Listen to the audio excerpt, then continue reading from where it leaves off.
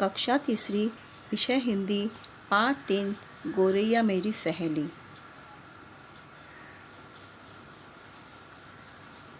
अच्छा बच्चों, आप लोग इसे पहचानते हो? हाँ, यह एक चिड़िया है। आप लोग सभी इसे देखते होंगे, है ना? इसको ही गोरैया पक्षी कहते हैं।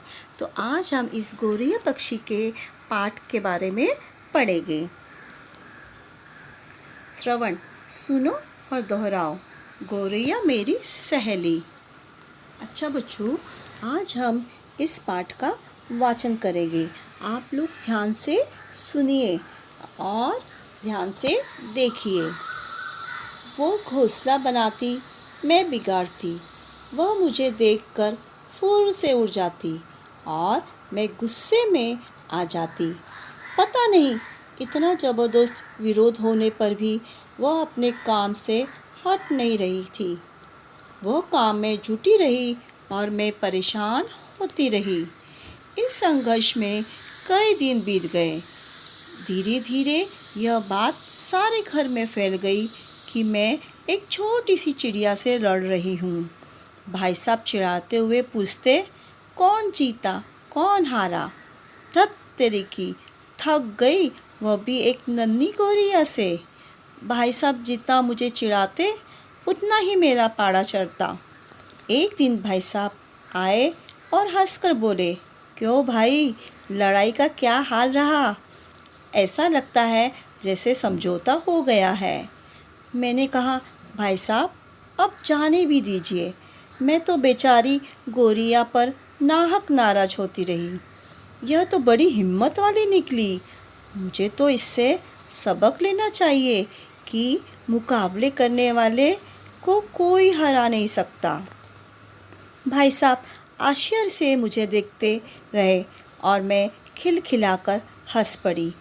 आज भी वो गोरैया मेरे कमरे में है। अब उसके 2 बच्चे भी हो चुके हैं। मेरे कमरे में अब भी तिनके बिखरे रहते हैं।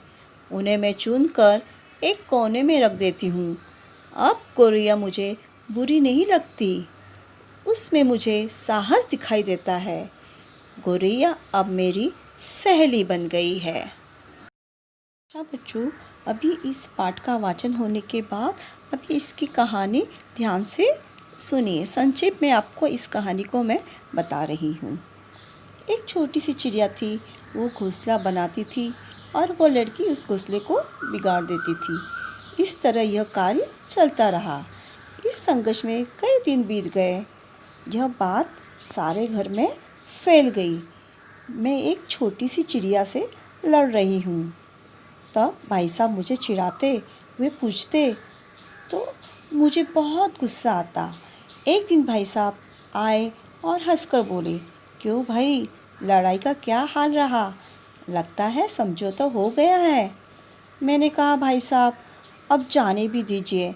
मैं बेचारी गोरैया पक्षी पर बेकार में नाराज होती रही। पर भैया वो तो बड़ी हिम्मत वाली निकली।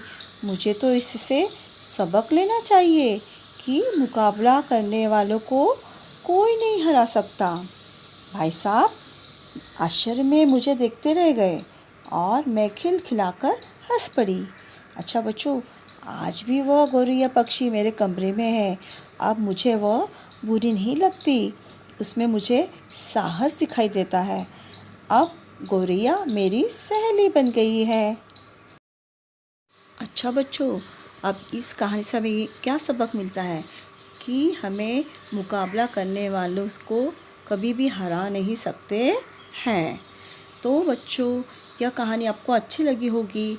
अब इस पाठ में आए हुए कठिन शब्दों का अर्थ जानते हैं।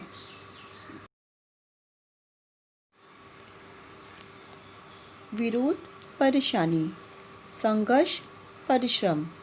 समझौता, सुलह। मुकाबला, लड़ाई। साहस, वीरता।